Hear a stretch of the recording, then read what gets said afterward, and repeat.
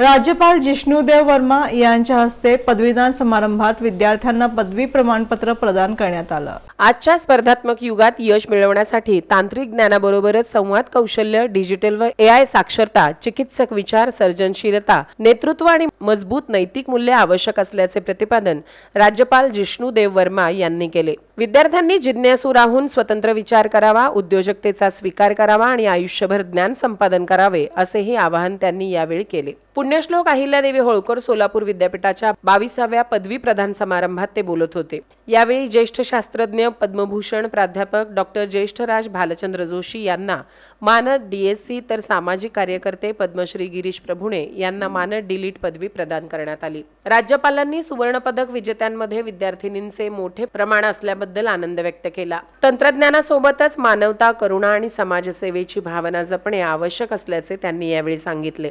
तसेच विद्यापीठांनी संशोधन, नवोपक्रम आणि उद्योजकतेला चालना देत रोजगार निर्मिती करणारे विद्यार्थी घडवावेत असेही ते म्हणाले।